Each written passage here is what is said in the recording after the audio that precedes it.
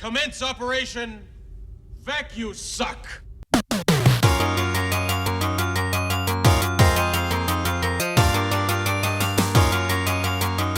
Greetings and salutations, this is Mr. Toffee here with this week's news recap show called KKP Rhapsody. We'll keep this episode short and sweet. We have a ton of video from the Philippines weekend of gaming, which we'll get to right now. Kakuchu Parade checked out esgs and Conquerors Manila 2019, happening back to back during the past weekend of the 26th and 27th of October. For those who don't know, esgs is your usual business/consumer game expo featuring international games, local indie titles, tons of gaming peripherals and hardware brands, and a huge passionate gaming fanbase attending the show. Conquerors Manila is a League of Legends focused expo filled with streamer talent booths, fun LOL themed activities, an all-star match for charity featuring folks like Suzy Soar and Ashley Goxiang Fiao, and LOL esports high-level craziness.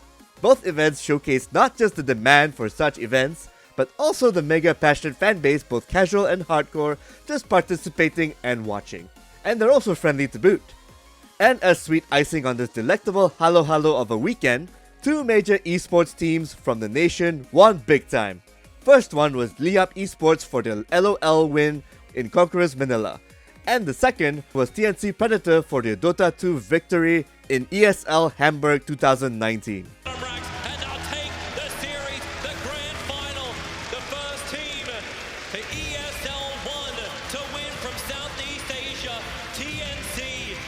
Do check out a plethora of videos on the link below, especially if you want to find out what the country's top streamers like in 2019's gaming year. The leaks are real, folks.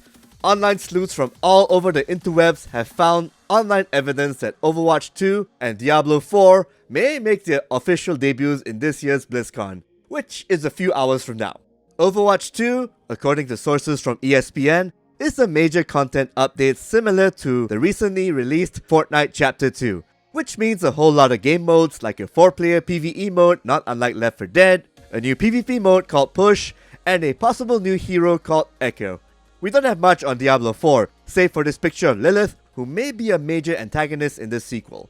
But odds are, we'll be looting and hacking demons in dungeons and wide open spaces using a plethora of new classes. Why fix what ain't broken, right? Just make sure the good stuff is already in the main game, not in your expansions, okay, Blizzard? Oh, and if D4 doesn't entice you, perhaps a remastered Diablo 2 will?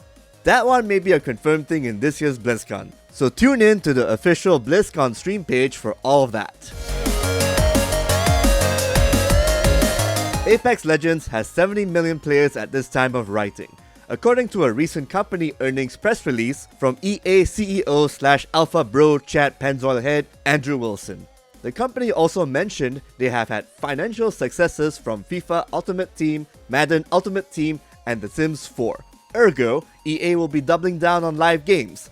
To quote COO/CFO Blake Jorgensen, "The strong results this quarter illustrates the power of our live services and our core franchises. Strength in Ultimate Team, The Sims 4, and FIFA Online drove live services performance above our expectations.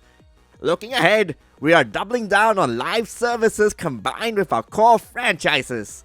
We're investigating in games that people play for longer and engage with much more deeply. This focus will continue to drive growth and profitability for the company through the remainder of this year and beyond." Yeah. In addition, EA also announced there wouldn't be a new Battlefield title in 2020. So we'll be playing Battlefield 5 for a while. Oh, and an Apex Legends mobile game is in the works. Wonder how long that meal ticket will last. Score 1 for law enforcement in China. Shanghai police have seized 1 million fake toys after raiding a factory in the city of Dongguan. According to Chinese site The Paper, included among the fakes were Pokemon, Dragon Ball, One Piece, and Gundam items. The massive raid took place this past August and netted over 1,200 toy-making tools and equipment. All of that amounted to over US 42 million. Wow. The 20 suspects behind this fraud were arrested.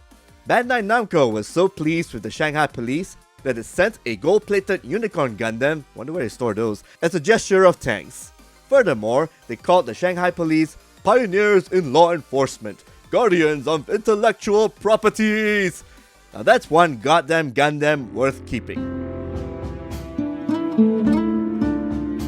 So, is Hideo Kojima's opus since he left Konami the bee's knees? Can he match the hype that's been laid out in front of him? Can he write a script worth a darn? The answer is a disappointing no. We played the game to the end, and we summed it all up as a Kojima Productions pretty package that's all hollow on the inside.